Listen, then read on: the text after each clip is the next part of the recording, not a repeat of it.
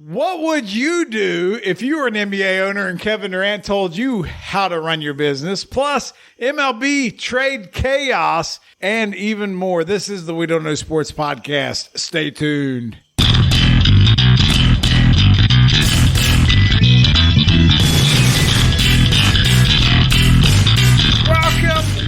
Welcome back once again to the We Don't Know Sports podcast. This is Chadthemark with Mr. Brown and Canadian Biggie, and we are back. And it's been a minute, right? Like we've had COVID, we've had work excuse, like whatever you can think of. It's been a busy guy summer, right? Is that fair to say? We've had COVID, we've had vacations, we've had more traveling, work traveling, and now we're back together. We're back together. It feels like the first time. It absolutely does. Don't play that again. Anyway, edit that. Yeah, edit. All right, so we are back, and a lot of things have happened. So we're going to get to a few topics tonight. We got obviously the Kevin Durant stuff that is out of control. We got some stuff that's been on our social media we want to talk about. And then we also have baseball has blown up because the trade deadline has come and gone. And there's been a lot of stuff going on. And, it's been an interesting little beginning of August for us, so to speak. So, Biggie, speaking of being busy, you were up to the Great White North, essentially. Like, how was your past, 2 weeks?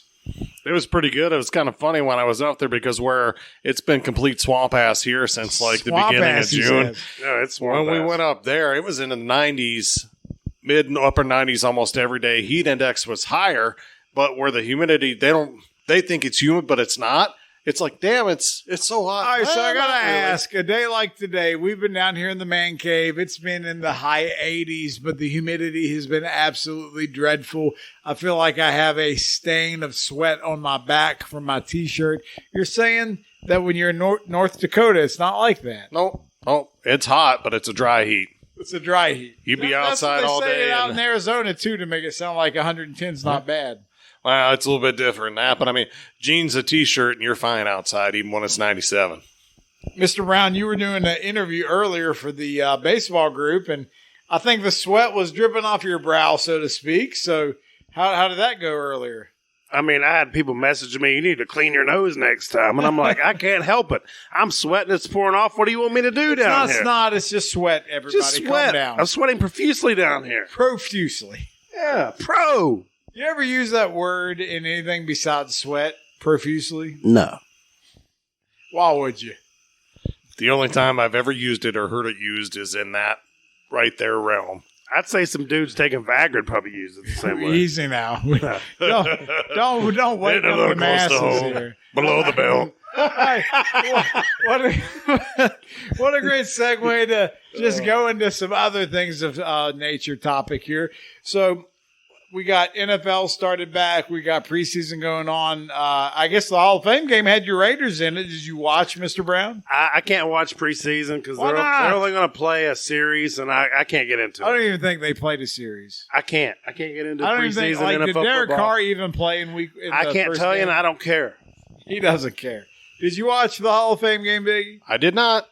I didn't either. I don't really get too much into preseason other than I'll follow as far as fantasy if there's a position battle. But like he said, they might play a series. That's it. Now with an even longer season, guys aren't even doing more than their inter-squad practices. So many of the teams do 2 or 3 a day a week practices with other squads. That's like their real game where they can control the environment. I do need to ask you, though, since you are the resident Patriots fan, there's a lot of chatter and murmurs coming out of New England about like the offense is looking really bad and Mac Jones is looking really bad. So do you have a response? Like, how are you feeling?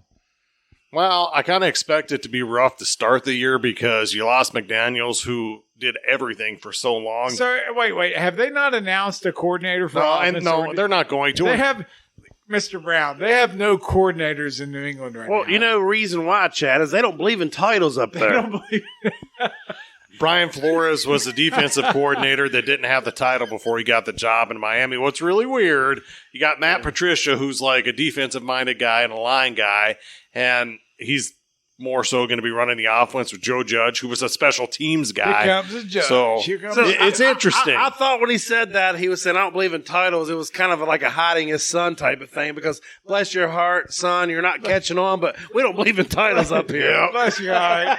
Bless your heart just means you're a moron and you can't do your job. Is that where we're at? Well, you can't have your defensive coordinator on sidelines doing that tongue spaz out thing like you just had some bad assets. So if you name one of these guys the OC, then your son comes to you and he says, Dad, I'm running the defense. Where's my title at? All I'm looking forward to is the downfall of this traditional New England dynasty that's not going to be able to hold on because of the fact they can't even establish titles for these people. Dude, Mac 10, Baby Goat, call him whatever you want to. He's Why do the they Messiah. call him Baby Goat? Come on. Well, because he's in New England If following you're the goat. Mac Jones, He came from Alabama. Listen, he won a he's not national wrong. title. No, the dynasty's clearly over. it's over. You got Josh Allen in Buffalo, who's It's a the reboot. best quarterback Highest Vegas props for the Super Bowl. in the NFL this season. So you got Josh Allen, who's a better quarterback favorite over Patrick Mahomes, and you're going to talk about the Patriots. Give me a damn break. Let's move on. But they call him Baby Goat. I don't care what they call Why it. would you say Take that? him to the freaking butcher, and we're going to cut him up. Sweet. Bacon. I don't know where it started, but I like it. It's trending in a good direction. It is I like me some goat meat. some goat meat. Yeah, chop him up. Chop him up. When I was a kid, my parents had me convinced that olives were goat eyes. Well, Pepperoni is goat nuts. What? This is where we're at right now, right? We're talking about NFL. Biggie's a Patriots fan. I'm a Bengals fan. Mr. Brown's a Raiders fan. You know what the good thing is? All three of us have some form of positivity to look forward to. It's just that your positivity has been detracted. you know what's weird about this year, and I hate to cut you off. Coming out. The Bengals, you have the most to look forward to, followed by me as the Raiders fan, and Biggie don't have shit to look forward to as He a Patriots don't. fan. For the first time in 20 years. But it's like crazy it's in that order because it's the opposite. It is. Of course, the Raiders will be in the middle either way. Like, I'll feel say like I'm this. still watching the Super Bowl. That is kind of the right direction as far as what to look forward to. But, dude, we were in the playoffs last year as a wild card team. You're going in a second year with Mac Jones. There is something to look forward to. Although when you can't name a coach, I get it. There's detractors. Coordinator. Well, coordinators.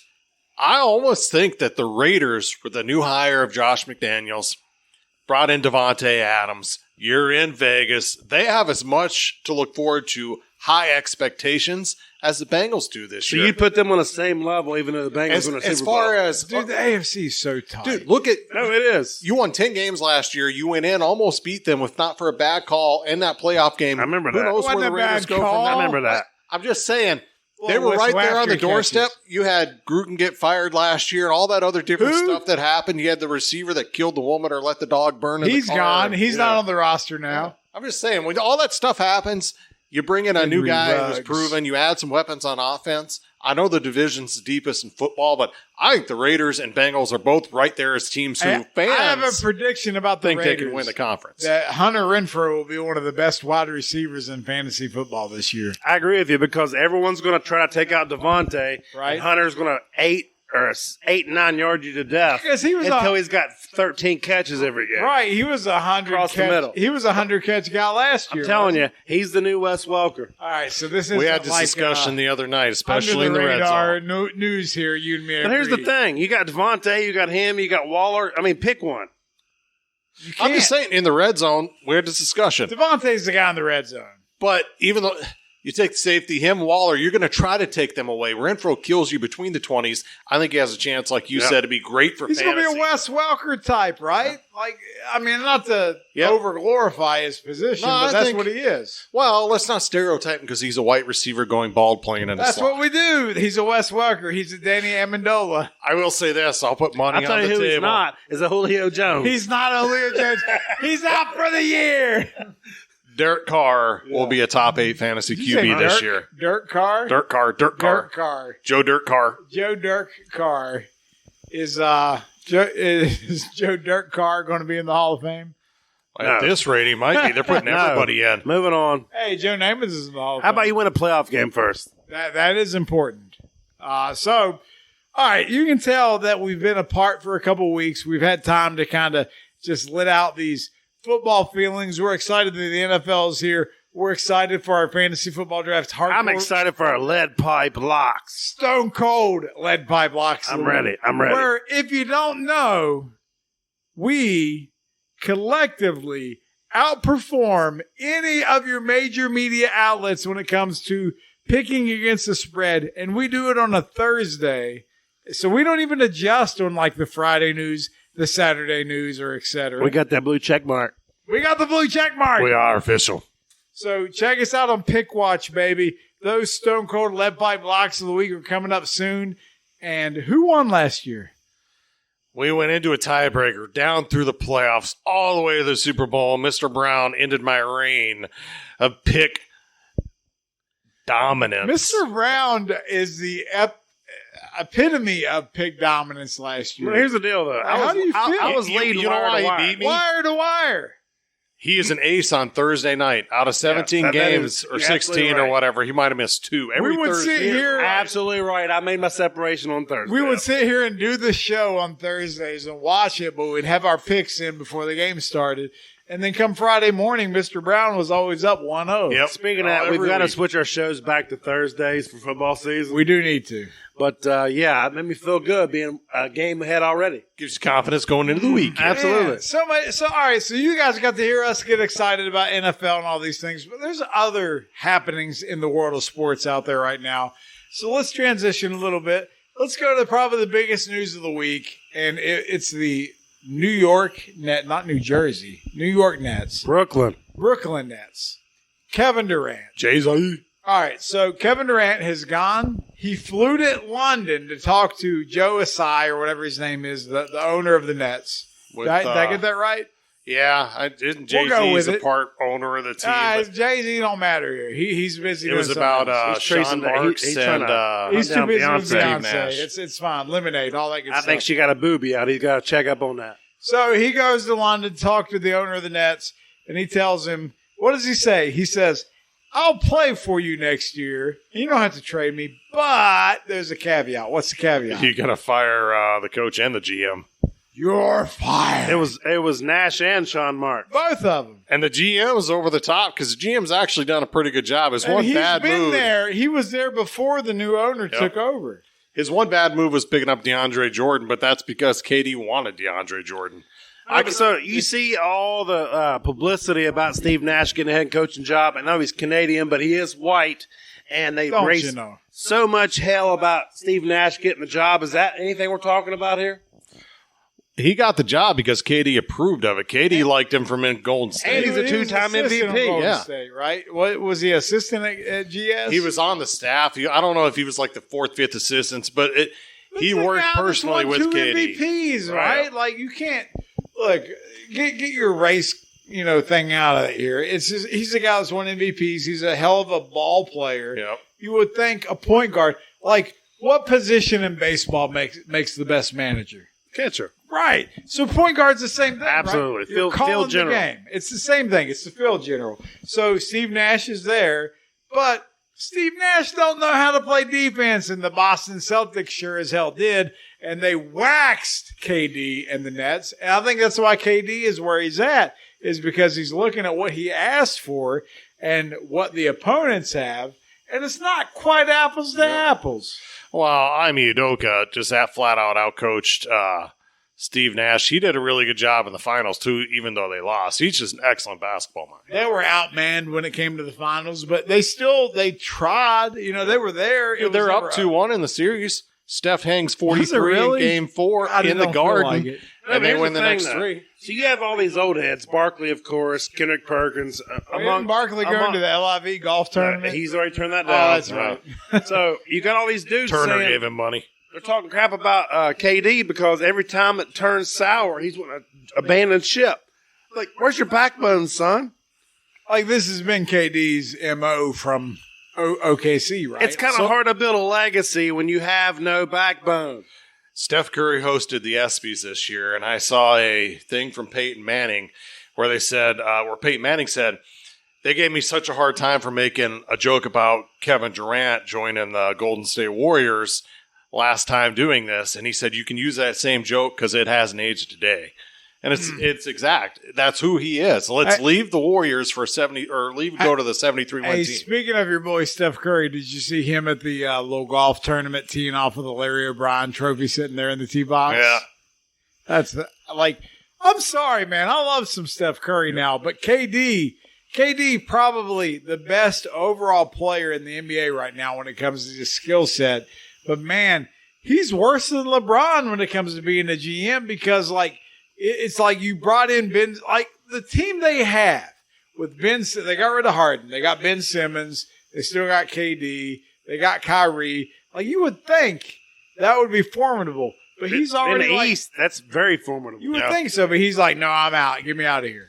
And I got what you said about he's the most dominant or not dominant. You said he's the best skill set player in the NBA. I disagree because mentally the dude's off. Mentally, you're not wrong. And the fact is, yeah, he's tall. He's 7 foot. He's got that wingspan. He can shoot, but he don't play defense. He has no weight on him. You put him in the post, he can't do nothing down there. Nobody plays in the post nowadays. My point is that give me Giannis all day long over KD because he's got that killer instinct, and KD. I hate to excuse my language here, but KD's nothing but a pussy. All right, so the only thing I will say in agreement with you is when KD and the Nets were in the playoffs and they played the Celtics, what happened to KD? Like, he became an afterthought, right? Like, they absolutely destroyed him. And, I get it, the Boston's great at defense, but they completely just said, no, you're not going to do anything against us. And I can't think of any player in recent memory where you were able to shut down the way the Celtics were able to shut down KD. Well, it's an embarrassment on your resume. Well, it is. Although all 5 starters for the Celtics got a vote for all defensive team. I mean, they were good. They were great defense. This is the same team that the Warriors waxed in 6 games. Yeah. Well, I'll say this: if you're that great, you're one of the greatest talents offensively ever. You don't get shut down. Maybe there's a couple quarters or there's a game where they make an adjustment, but then you adjust. I hate to say this, but all this KD drama has been kind of, been strung out over the past month or whatever. It's made me just appreciate and love Steph Curry even more. 100%. You're with me? No, I am, because to me right now in this era, and I know Steph's further along than you got Giannis, but you got LeBron who bounces around, you got KD who bounces around, and then you got Steph who's been there as long as everybody else, and he just does his thing in Golden State. And I'm going to shoot lights out with whatever teammates I got, Clay's out, whatever. I'm going to do my thing, and I'm going to be probably the best shooter of all time. And probably he is. I just show up and I do my thing. Whereas I don't need nobody to come to me. You want to come if you want, but I'm Steph Curry.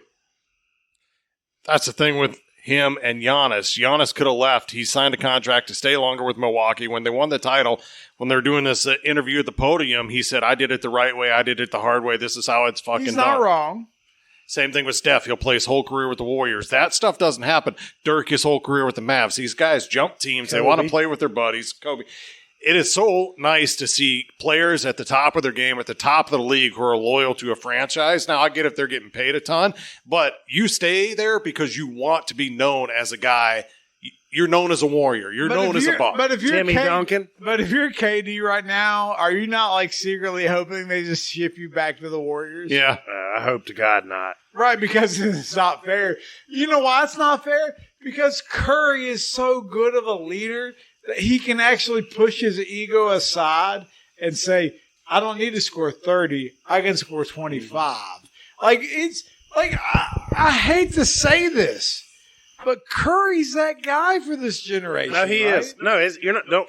Don't be mad about it. It's the truth. He's the one clinging on to the title. Yep. Everyone else is clinging on to what they think they need. Curry's over here, like we just talked about it. He's out there golfing, and the Larry O'Brien trophy's next to the tee box. The cool thing about Steph is that he's petty, and he admits he's petty. So when people talk stuff about him in the media, be more petty. Yeah, he'll bring it up, and when they win the title, and I never heard this, or good thing I can do that. They said I couldn't do this. I enjoy it. All right, so let me reel it back in here for a second, because we just kind of went all over the map when it comes to NBA talk, which is crazy because it's August. I don't even know why we're doing that. Did you even watch Summer League? Hell no, you didn't watch Summer League. But my question is, if you're the owner of the Nets and KD tells you it's rather me or the GM and the coach, what do you do? I tell him I got you under contract for the next 4 years because you just signed the Supermax, so you better learn how to play with these guys. All right, Mr. Brown, what do you say? I guess I'm going to say I'm going to think deep down how much I really believe in my coach and my GM before I open my mouth. All right, so you've thought about it. Now what? No, I'm just like, to me, but you got Kyrie thinking the same thing. What, the Earth's flat? Yeah, that it's flat and we're going to go wherever. And like, so what's going to happen in Brooklyn? So like, to me, I might look in the mirror a little bit because, I got 2 prima donnas here and what am we going to do next? But like, I get it. He's under contract, but if he don't show up, he's not going to get paid, and I get that too. Like, are you actively trying to trade KD right now? Or I would trade KD. But what are you getting for him at this point? Like, I feel like most of the other That's teams why he out wasn't there are traded, probably because looking. They have him under contract for so long, and he's a generational talent. Right. They wanted everything back. Well, And they nobody wants should. to give that up. So I guess my question is, in the NBA, is it okay to listen to a player and say, all right, I hear you. We're going to go ahead and move on from the coach and the GM because we believe in you as a generational talent for the next 5 to 7 years. In the NBA, that happens quite a bit because the NBA But it hasn't happened here yet. Well, it may eventually happen. When it dies down a little bit, you could trade deadline. Who knows who gets desperate, that sort of thing. The NBA, the players have all the power because this is the NFL. You play your contract or you get cut. In MLB, Tom Brady ended up on the Buccaneers for a reason, right? he was tired of being in New England and he wanted certain things they didn't want to give him, so they said bye-bye. But the teams and the organizations are bigger than the players. But in the NBA, to what you just said, It's a players' league. like KD's kind of got that. Like, there's a reason why they haven't cut him. Yeah. Like he's got that stroke.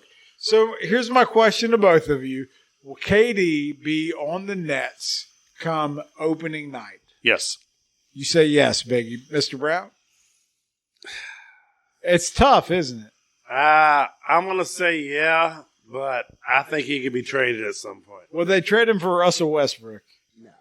I'd love to see him trading for LeBron James, just straight up. That's not going to happen. Yeah, that'd be great. I would love that trade. Switch coast, boys. Why not, right? Let's see how well you do in the Nets. Yeah.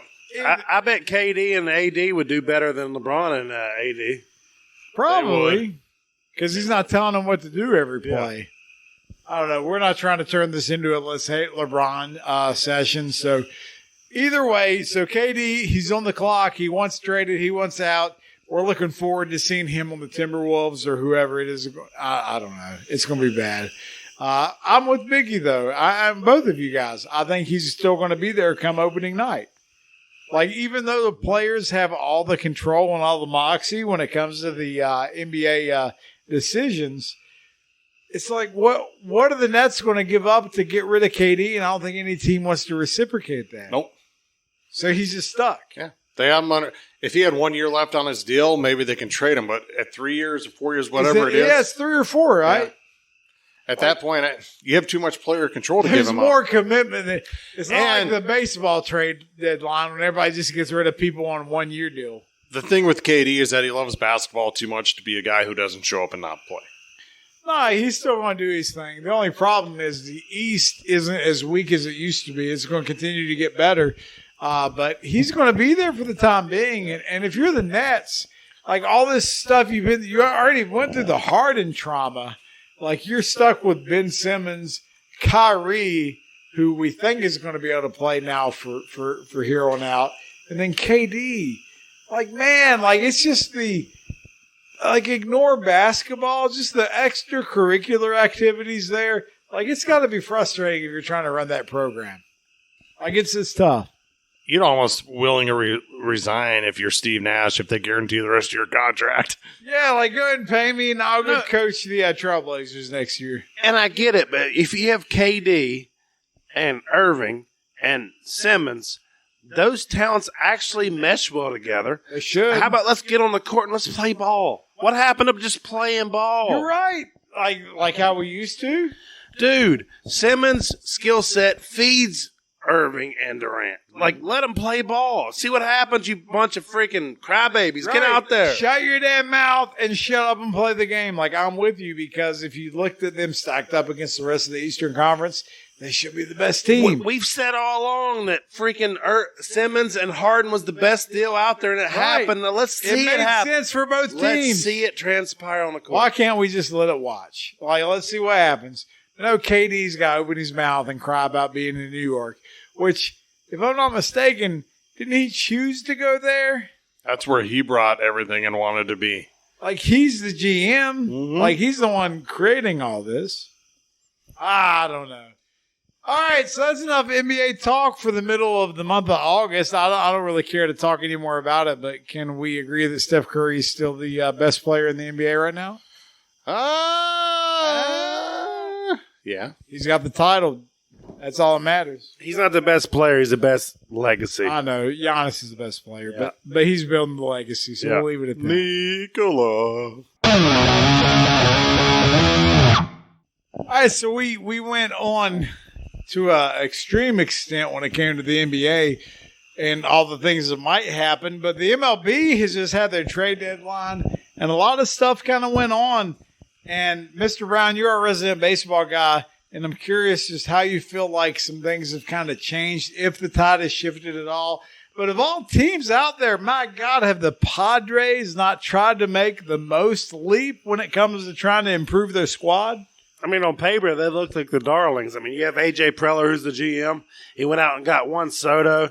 And you talk about the best number 1, 2, 3 in baseball when Tatis is healthy. Tatis, Soto, then Machado. But then the Dodgers came in, punched them in the mouth. The Padres haven't scored, and I haven't checked tonight, but up until tonight, they hadn't scored in 23 innings. No, they're hurting right now. So at the end of the day, you got Soto for the end of this year and next year. And the Nats got a pretty good haul back. So at the end of the day, I mean, it's got to work out. So real quick, let's break this down. Like Soto, like the Nats tried to offer him an extension, but he turned it down. Is it because of the extension, what they offered, or because he just didn't want to be on the Nats? I mean, he never came out and said, but they offered him $450 million. So to me, that tells me he don't want to be on the Nats. That's what I would say. Like if you offered me, I don't care if you offered me $450 million, Biggie. If you offered me $450 million, I'm getting down on one knee and I'm doing some illicit things that we're not going to talk about on the air. But I would take that money.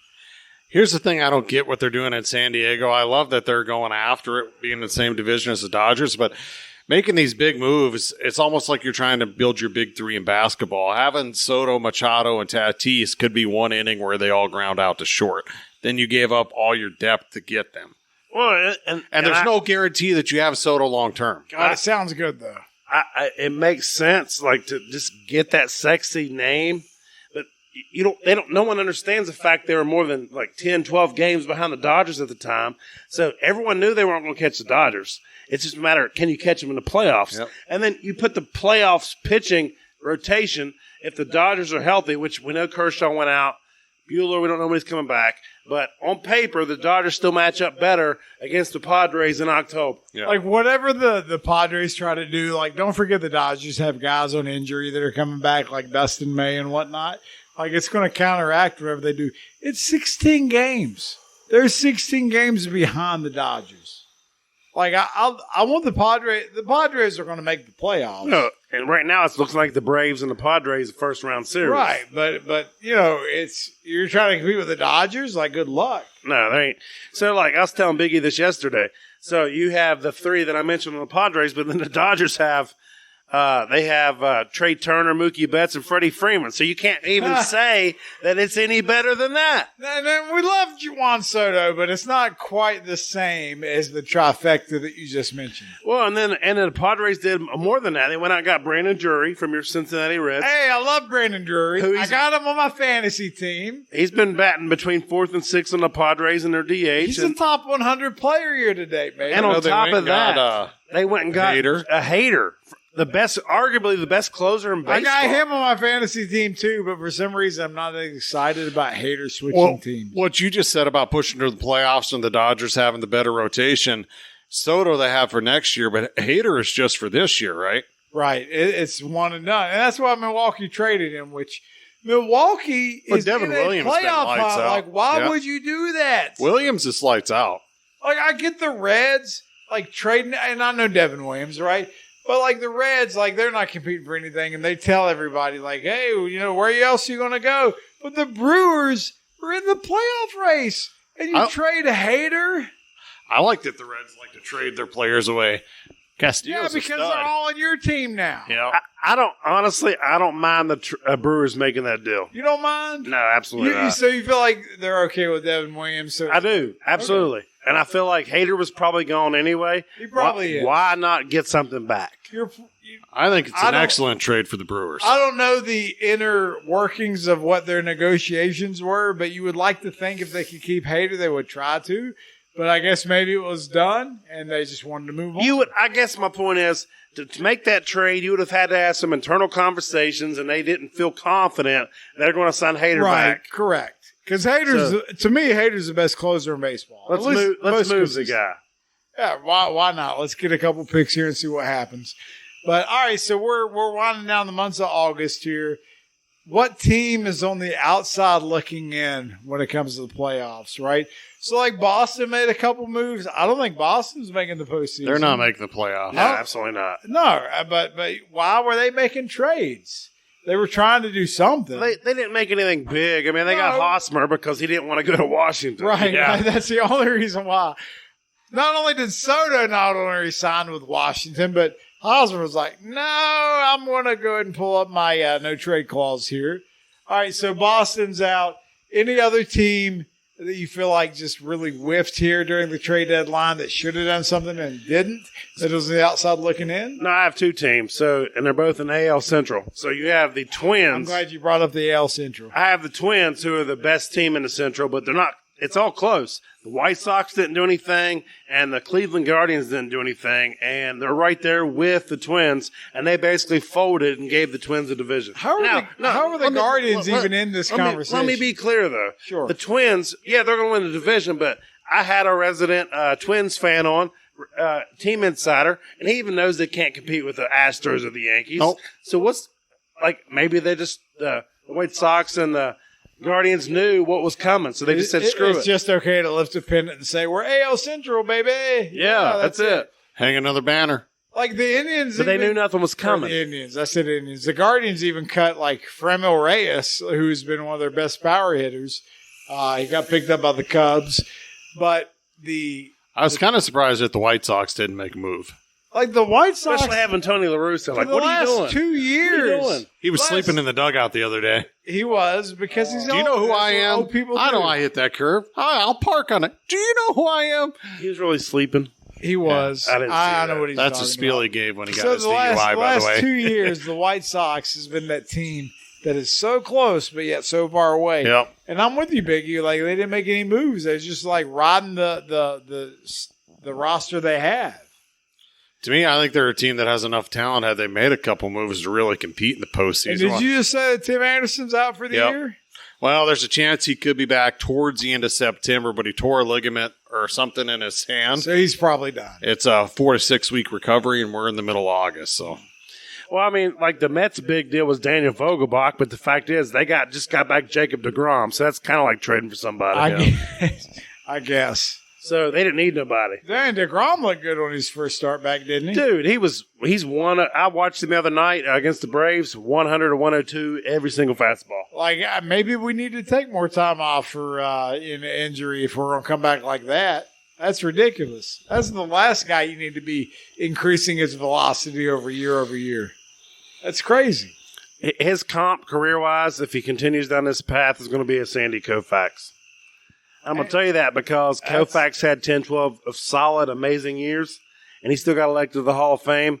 And DeGrom's down the same path where he's the best player when he's healthy. So to bring that up, like we were talking about that the other day about like Hall of Fame candidates and things like that. And DeGrom is not quite there, but when you look at his dominance over when he has played, it's untouchable. I don't know, but he won't even hit 150 wins. And I know 300 was the whole thing, but he won't hit 150. You can't do 300 no more. So, but 150, I think is reasonable. And I get it, you're the best for a 10-year period, but my God, you should have at least 150. yeah. Well, when you play on a team that's anemic at the same time, you have a lot of quality starts that don't yield a win. I mean, but look at Verlander. I know he's like, what is he, 40 plus? Dude, Verlander's 39 or he turns 40. He was dealing, pitching though. He'll be over 250. He was hitting 101 in the 8th inning against the Mariners a couple weeks ago. Wait. Say that again. He was hitting 101 miles an hour in the 8th inning against the Mariners. Was he really? Absolutely. Bullshit. No, his pitches 97 to 101 were all fastballs. He's going home to Kate Upton. Yeah. What do you expect? Look, I get that. Like, if you're going home to Kate Upton, you want to throw it all in the game, or you want to take a little, mojo home? No, all mojo on the field. You getting what's left. I love you, Kate. You getting what's left, Kate.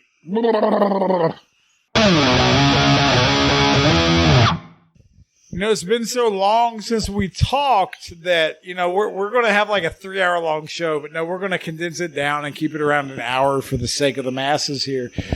But in the NFL, Deshaun Watson, he got suspended 6 games because, he likes massages. Just like Bob Kraft, Biggie. So I love my Patriots, and I love Bobby K. But when he came out with a statement about the suspension for Deshaun Watson, I just said, dude. Wait, did he really come out with a statement? Wow. He made a statement because owners were asked questions. So it wasn't him coming out, shitting on it. It was just. He should have. Yeah. So anyway, Deshaun Watson gets 6 games, and the NFL, who had appropriated this other third party to come to this biggest conclusion. sham. So, what I found on this was that they're appealing their own decision. The reason that they brought in a third party was because as long as she administers a suspension, even it could have been 1 game, they can appeal it and make it longer. The only way they couldn't appeal it if she said there was 0 games. Right. She gave a 6-game suspension based off of the NFL's history on the same cases. Which, this is a guy that hasn't been committed of a crime. He's not in jail. It's literally civil suits. Calvin Ridley just lost another year betting on Calvin the outcome. Ridley betting on games is pissed right now. Pete Rose is coming out and says, I don't even play in the NFL, but I'm upset. The fact of the matter is 6 games is what he's got. They're appealing it. Do they want to do 12 games? Is that what they're trying to I think they want to do a whole season. That's what I thought. 16 games would be, or 17 now. And when he did his deal with the Browns, they made his base salary for this year only $1 million. So they had to have been expecting he was going to be suspended. They assumed that he was going to be in trouble. And so say they do suspend him for the whole year and he comes back next year for that $240 million guaranteed deal or $239 million he has left. You will have not played live football in 2 seasons. 2 whole seasons. And the NFL is one of those games you probably want to play some live. Like the Browns. That's just the Browns being the Browns. The Browns are being the Browns. Baker Mayfield's got to be happy. He's handing off to Christian McCaffrey here hopefully soon. But my question is just black and white for both of you. Does Deshaun Watson take a snap in the NFL this year? Yes. All right, so how many games is he suspended? I think that he's going to end up getting suspended 10 games. 10 games, yep. Mr. Brown? I think he plays. I can't tell you how many. If you had to put a number on it, though, just for farts and laughs. I'll say 6 games. So they're just what the original suspension is. It's going to. Yeah. I kind of agree with Mr. Brown. Like, I think all this hubbub is just like it's moral posturing. It's, so the NFL looks just so good. they look a certain way. And they're going to say 6 games, we're good. I hope the Browns are 0-6, though. Like, I hope they're so far down in the hole that they regret everything about this. I kind of hope they're 6-0 with Case Keenum at quarterback. Is Case Keenum? I thought it was. Oh no, he's the backup in Buffalo. No, it is. They brought in. The guy used to be on the Colts and the Dolphins. Jacoby Brissett. Yes, Jacoby Brissett. Yep. Jacoby says, "Follow me to 0-6. Follow me to freedom." Charlie Steiner, baby, my favorite sports commercial. Come here and get your ever. whooping, Steiner. Anyway, the NFL season has officially begun. We got preseason going on. We got Joe Burrow getting appendectomies. We got Aaron Rodgers sharing that he does hallucinogenics in Peru. Did you see that? Yeah, that's why he won the last 2 league MVPs. Hell yes. Let's do some mushrooms. Dude, is there any guy in the league right now that less fits his franchise? Aaron Rodgers plays for the Green Bay Packers, cold weather, Wisconsin, and he's just like, who should he be? Long hair. Who should he be? Homeopathic. Gonna trade him for Stafford. Well, Stafford would fit there. Well, would Rodgers fit in L.A.? That's where It's he just wants weird. to be. Like, Rodgers last year is John Wick. This year he comes in. He's Nicolas Cage, Cameron Poe. What the hell is Rodgers doing? I don't know. A lot of hallucinogenic He's doing it well, though. mushrooms and drinks in Peru. He's That's making a what lot I think of he's money. trying to hallucinate that he has weapons around him. he does. I got Alan Lazard, baby, and Valdez Scantling. Yeah. It's happening. So, how many wins does the Packers get? They're getting 12. They're in a bad division. It don't matter. I said 11, 12. I was going to say, you think Justin Fields is going to ride in on that white horse and win 12 games? No, not at all. Here's my question. All right. Does OBJ end up on the Packers? He's posturing. I think that he way. will. I think He wants will. to be on there. They'll give him the middle-level exception. Isaac, Level exception. that's your division. How many games are the Packers going to win? 10. Thank you, Isaac. 10. So you think the Vikings and Packers will both win 10 games? Is Kirk Cousins going to be an MVP candidate this year? No, he'll be a middle tier quarterback like he is every year, I think. See, this is what happens when we talk to the youth of the nation. Nonsense comes out of their mouth. Well, I sent him this video on how the NFL is just a bunch of Kirk Cousins. They are. I saw that video. Yes. Mike Florio, who I really respect as an NFL voice Pro and Football insider, Focus, yes. he believes that the Vikings will win 14 games this year. They could if the Packers take a step back. Yeah. You think losing Devontae Adams is that big of a wound to them? I actually don't think that it is. I feel like Aaron Rodgers is just going to Yep. throw people open, right? Yep. All right, I'm with you. All right, so we got a couple more weeks before we get into the real fun when it comes to the NFL, and we get to our Stone Cold Lead Pipe locks of the week. But until now, enjoy your preseason, have your eternal optimism, and for the love of God, get ready for your fantasy drafts if you haven't already, because it's going to be a dicey year here in 2022. Well, we wouldn't be doing justice to all of our social media followers out there if we didn't at least take some time and acknowledge some of the great interactions that you guys have given us over the past couple weeks. I think we're in the neighborhood of 20 to 30 million followers on Facebook. Is that right? I mean, our reach has been floating between 20 and 30 million every month. It's hard to keep track. There's just so many people. But anyway, if you haven't subscribed to We Don't Know Sports on Facebook or Instagram or Twitter, wherever you find us, YouTube, doesn't matter. Go find it now, because then you can be a part of these great questions like this question. Mr. Brown, what do we pose to the masses? What do we ask to see if we could try to get a response out of? It was referred to mainly as college football, but it was asking, what is the best game you've ever been to live? So as three of us growing up in Podunk, West Virginia here, we don't have the big 70,000 seat stadium we can just drive a half hour or two and go see. So, if you're in Philadelphia or you're in Texas or you're in LA, you might have some different answers. But Biggie, for you, you're over 40 years old, man. So of all the experiences you could have had in your adult life or even your childhood, what's the best game you've ever been to? U.S. Bank Stadium, the first playoff game in the history of the stadium. They hosted the Super Bowl that year. I went to it. I took Isaac to his first game. He's a Vikings fan, not my team. They're playing the Saints, who are also not my team. January 14th, snowing like a son of a bitch outside all day long. Vikings are up 17-0 in the first half. Saints make a huge comeback, kick a field goal at the end to take a 1-point lead.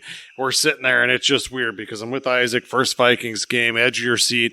Case Keenum throws this ball out to Stephon Diggs, and he should get tackled. I can't remember the safety for the Saints, but they made like memes where he was catching the stunner or whatever, and Diggs turns, and you're like, he's going to go out of bounds, and he's running, and everybody's just in there, and it's like, oh my God, what's going on? Touch to the end zone, Vikings win.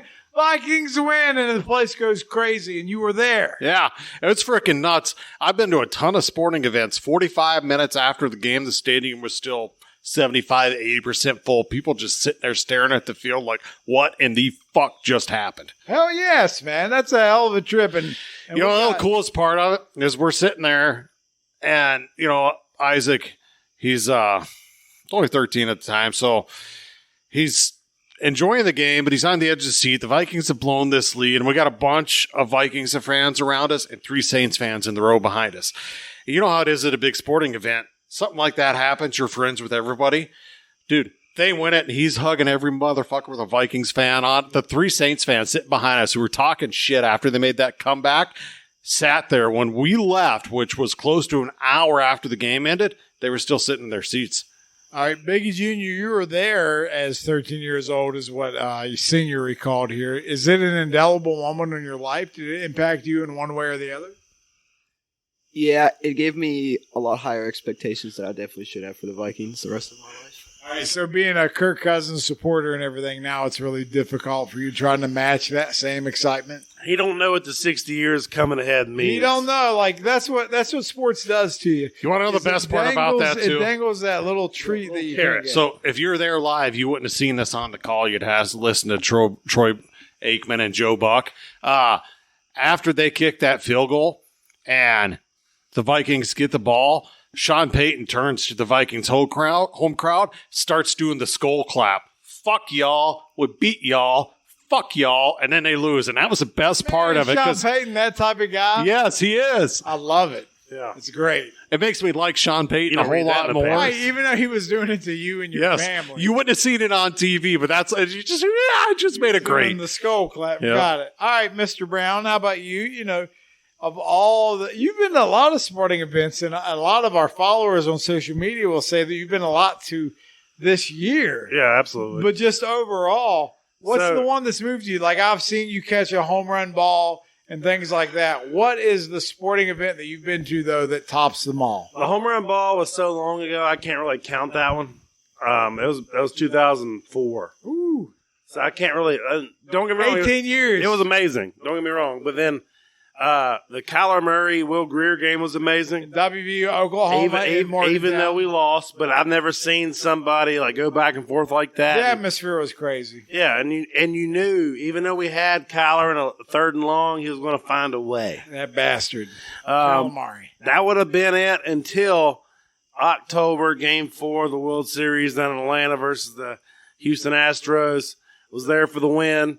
And the Braves was on their inevitable march to the postseason World Series championship, and it was amazing seeing it down there in the Battery, 100,000 people packed in tight. I can only imagine what a World Series trip feels like, and I don't know if you could give it all back and have Freddie Freeman still playing on the Braves, would you? No. Right, good answer. I love it. So the fact that you got to go and represent We Don't Know Sports and be Mr. Brown, you were down in Atlanta, you were in the Battery, you got to absorb the energy that came out of the World Series. Is that something you'll never forget? Oh, absolutely. And like I was telling my son was saying, he was like, oh, if the Braves go back to the World Series, I want to go. And I'm sitting there thinking, dude, it's taken me 40 years to get to this point. Those are $1,000. Don't take it for granted. Like, I'm sorry, bro. I love you, but you know what I'm saying? Dude, as a Bengals fan, I was shopping for Bengals Super Bowl tickets, but it was in L.A., and I was like, $6,000? Holy shit. That's a lot of money. But if I had to give you mine, so I have a couple sporting events. One, it doesn't even matter like who played or whatever, but I went to some NFL games the week after 9/11. That kind of gets you a certain way because the world kind of came back to quote-unquote normal. And even though it was Cincinnati, not New York or L.A. or these big metropolis, you still felt the difference. You know what I mean? It was bizarre. And I remember seeing the Ravens and the Bengals play in Paul Brown Stadium back in 2001. And that's something I'll never forget. The other two I'll mention real quickly is going back to college football. Again, we're in West Virginia, so that's what we have to relate to. I went to the game in 2008, I believe, and it was West Virginia and Pitt. And if West Virginia wins, 2007, yes, they go to the national championship, and they lose 13-9. And it's the only time in person that I cried like a baby. Like I actually sobbed tears of Do you remember sorrow. exactly what your emotions were when Pat White was injured and went out of the game and couldn't come back and play until they thought they were going to lose? And then all of a sudden he could come back and play. They kept putting him back in, right? So Yeah. you kept thinking maybe it's not so bad. Like I don't have the ears of the TV broadcast. And Pat White, who just recently took a job with the Chargers, God bless him, he came back out there and tried. And for all that, being like wounded and hurt, you still only lose by 4 points. Missed field goals. But and Pat McAfee, who we love, Pat McAfee, he didn't show up in that game. Nope. He just had a bad night, and everybody I feel bad for him. He got death threats. They tipped his car over. All kinds of nonsense. Like, we got to be better than that, West Virginia. Hopefully you hear me. So that was one. And then the other game I'll give you is LSU came to town to play WVU. And LSU was a top 5 team. WVU was a top 15 team. That was back when old Bill Stewart was the head coach. Yep. And I remember West Virginia drew within 4 points, and the place went crazy. And they were singing Seven Nation Army. And I told you guys. That's why you hate that song. You can't ever play that song because it's been cursed. Because ever since that game, kickoff return TD. Patrick Peterson took one to the house. Yep. And it's not been the same since then. But that was the loudest crowd I've ever been a part of. And also, a little postscript here for everybody. After the game, when we were walking to our car, I saw some LSU fans get pulled from their Escalade and almost murdered on the pavement. And that was fantastic. It was in the news. So if you guys don't believe what I'm talking about, just Google LSU fans get murdered in Morgantown, and it'll pull up as a news article. They survived. It was okay. The pregnant woman, though, I don't think she had a premature birth, but it was kind of nonsense. But I was there like 10 feet away watching all that shit happen. Should have been recording it. This was before Chadthemark had a phone I could record it on. Hey, I want to say this. Since you touched on 9/11 as going to those games afterwards, do you remember what the first live TV kind of sporting event was after that?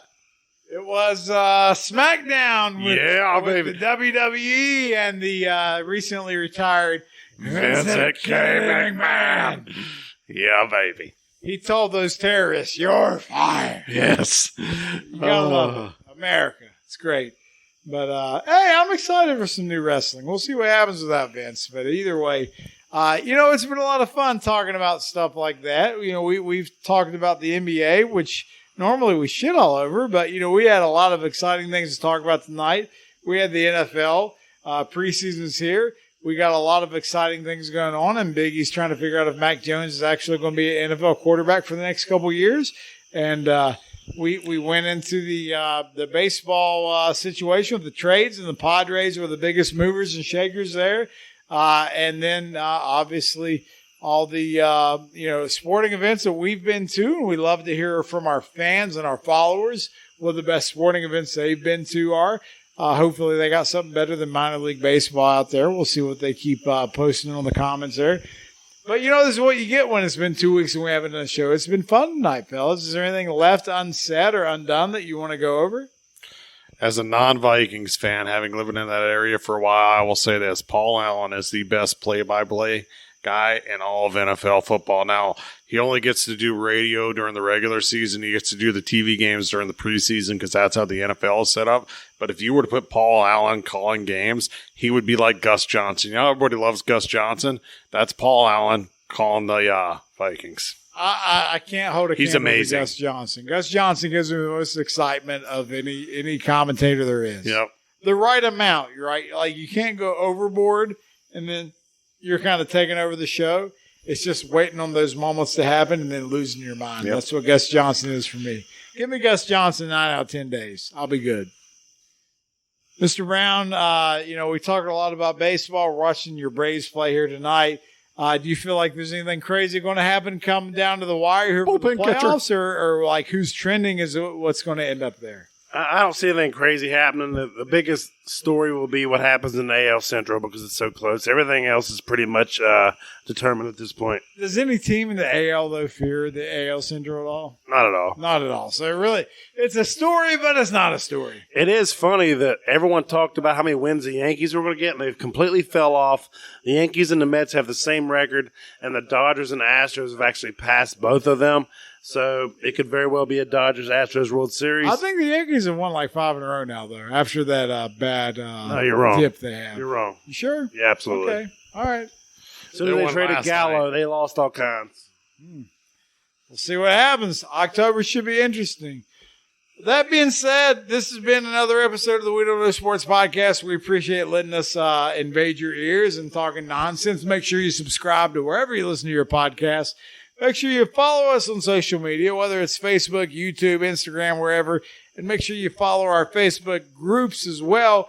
We got America's Pastime for the Love of Baseball, where Mr. Brown, you gave away some autographs tonight. Who'd you give away? I gave away Paul O'Neill, some Jack McDowell signed cards, a Justin Turner autograph card. Current player. And then I'm trying to think who else. Cameron Lowe. Russ Davis. And Russ Davis. All right. So if you're a fan of baseball, if you're not following and participating in the group America's Pastime for the Love of Baseball, I can't help you. There's something for everybody. There's something for everybody. Not to mention you're over 300 former MLB players that participate on a regular basis. Yeah, about 305, 310 right now. All right. So we also got our basketball group, our football group. We're trying to reach you wherever we can. This has been the We Don't Know Sports Podcast. Have a wonderful, fantastic weekend. Hopefully you don't get as much rain as we've been experiencing lately. But with all things considered, we hope to see you next week. Have a wonderful, wonderful weekend, and we'll see you next time. Bye-bye.